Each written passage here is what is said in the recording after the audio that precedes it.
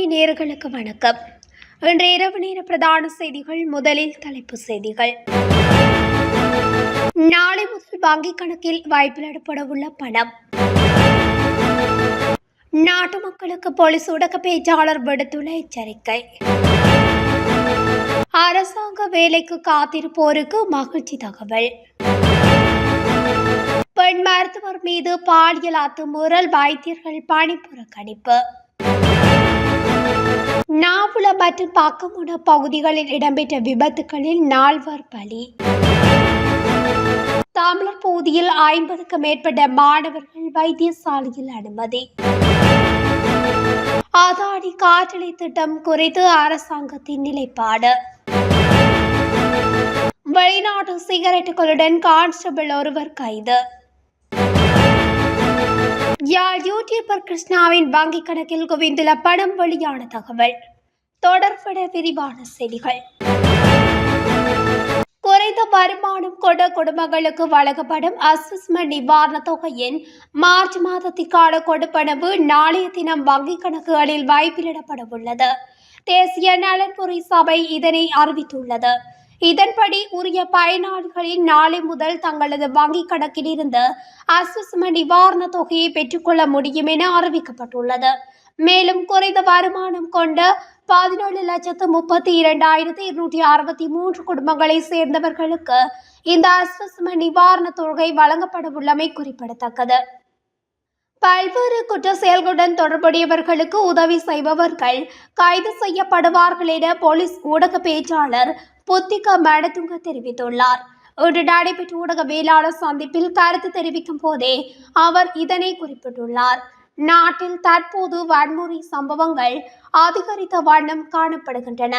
இந்த நிலையிலே குற்ற செயல்களுடன் தொடர்புடைய சந்தேக நபர்களுக்கு உதவி செய்பவர்களை கைது செய்ய போலீசார் நடவடிக்கை எடுத்துள்ளனர்.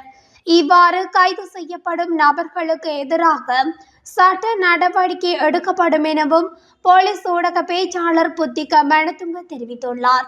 இதேவேளை முன்னாள் போலீஸ் மா அதிபர் தேசப்பந்து தென்னக்கோனை காணுமிடத்தில் வைத்து கைது செய்யுமாறு மாத்தறை நீதவான் நீதிமன்றத்தினால் பிடியாணை பிறப்பிக்கப்பட்டுள்ளமை குறிப்பிடத்தக்கது. இலங்கையில் பொது சேவை நிறுவனங்களில் உள்ள வெற்றிடங்களை நிரப்புவதற்கு புதிய ஆட்சேர்ப்புகளை மேற்கொள்வதற்கு அமைச்சரவை ஒப்புதல் அளித்துள்ளது.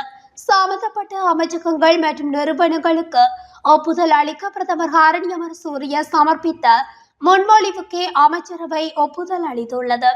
அதன்படி போக்குவரத்து, நெடுஞ்சாலைகள், துறைமுகங்கள் மற்றும் சிவில் விமான போக்குவரத்து அமைச்சில் 909 பெண்கள் மற்றும் குழந்தைகள் விவகார அமைச்சில் 109 வெற்றிடங்களும், சுற்றுச்சூழல் அமைச்சில் 144, பொது பாதுகாப்பு மற்றும் நாடாளுமன்ற விவகார அமைச்சில் 2500 வெற்றிடங்களும், கல்வி, உயர்கல்வி மற்றும் தொழிற்கல்வி அமைச்சில் 22, நிதி மற்றும் பொருளாதார மேம்பாட்டு அமைச்சில் 185, மீன்வளம், நீர்வாழ் மற்றும் கடல்சார் வள அமைச்சில் 20 வெற்றிடங்களும், பொது நிர்வாகம், மாகாண சபைகள் மற்றும் உள்ளூராட்சி அமைச்சில் 1615, மத்திய மாகாண சபையில் 72, ஊவா மாகாண சபையில் 303 வெற்றிடங்களும் உள்ளன.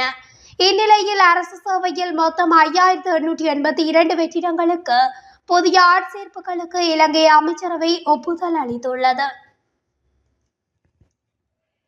அனுராதபுரம் போதனா வைத்தியசாலையில் பெண் மருத்துவர் ஒருவர் நேற்றிரவு பாலியல் ரீதியாக துஷ்பிரயோகம் செய்யப்பட்டமையால் அனுராதபுரம் போதனா வைத்தியசாலையில் வைத்தியர்கள் பணி பகிஷ்கரிப்பில் ஈடுபட்டுள்ளனர். அனுராதபுரம் போதனா வைத்தியசாலையில் பெண் வைத்தியரை கத்திமுனையில் அடையாளம் தெரியாத நபரொருவர் பாலியல் வன்கொடுமை செய்ததாக கூறப்படும் சம்பவத்திற்கு எதிர்ப்பு தெரிவிக்கும் விதமாக பணி பகிஷ்கரிப்பு முன்னெடுக்கப்பட்டுள்ளது.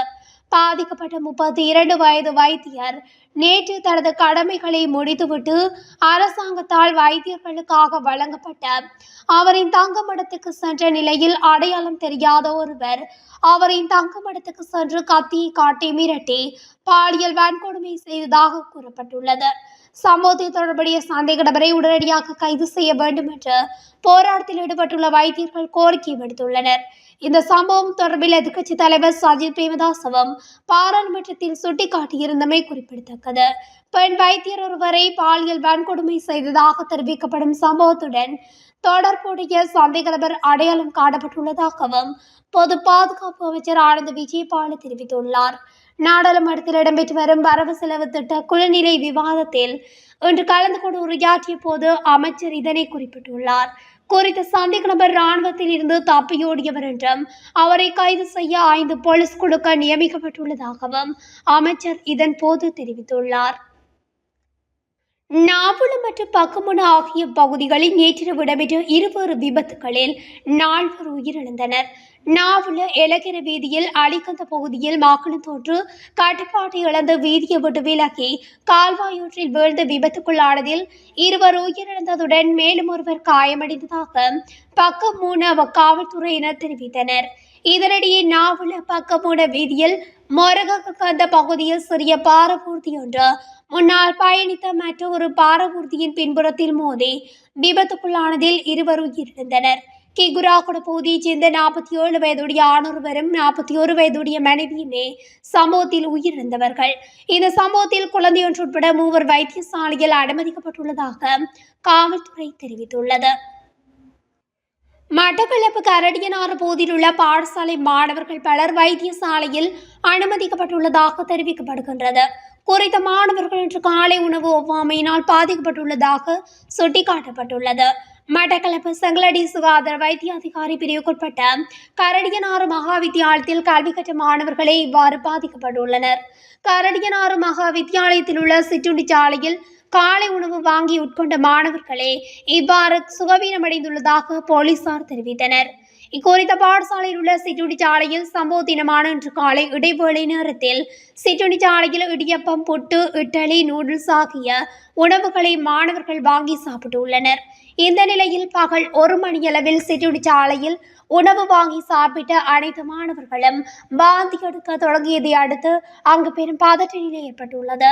இதன்போது 32 ஆண்கள், 22 பெண்கள் அடங்கலாக 54 மாணவர்கள் உணவு ஒவ்வாமையினால் பாதிக்கப்பட்டு கரடியனாறு வைத்தியசாலையில் அனுமதிக்கப்பட்ட நிலையில் செங்கலடி வைத்தியசாலைக்கும் மட்டக்களப்பு போதனா வைத்தியசாலைக்கும் மேலதிக சிகிச்சைக்காக அனுப்பி வைக்கப்பட்டுள்ளனர். இந்த சம்பவத்தை அடுத்து அங்கு சென்ற பொது சுகாதார பரிசோதகர்கள் சோதனையின் போது பழுதடைந்த நூடுல்ஸ் விற்கப்பட்டதாக தெரிய வந்துள்ளது. இதனையடுத்து சிற்றுண்டி சாலை நடாத்தி வந்த பெண் உரிமையாளர் போலீசாரிடம் சரணடைந்துள்ளதாகவும் அவரை கைது செய்துள்ளதாகவும் போலீஸ் அதிகாரிகள் தெரிவித்தனர். அதானி காற்றாலை திட்டம் குறித்த அரசாங்கத்தின் நிலைப்பாடு மாறவில்லை என்று அமைச்சரவை பேச்சாளர் நலிந்த சேதுச தெரிவித்துள்ளார். அத்தோடு கட்டண விகிதங்களை திருத்த தயாராக இல்லை என்றால் அதானி குழுமம் திட்டத்தில் இருந்து விலக முடிவு செய்யலாம் என்றும் அவர் குறிப்பிட்டுள்ளார். கட்டண விகிதங்கள் அதிகமாக உள்ளன, அவற்றை மாற்ற வேண்டும் என்பதே அரசாங்கத்தின் கோரிக்கை. எனவே அதானி குழுமம் கட்டண விகிதங்களை திருத்த தயாராக இருந்தால் நாம் விவாதிக்கலாம், அல்லது அவ்வாறு செய்ய தயாராக இல்லை என்றால் அவர்கள் திட்டத்தில் இருந்து விலக முடிவு செய்யலாம்.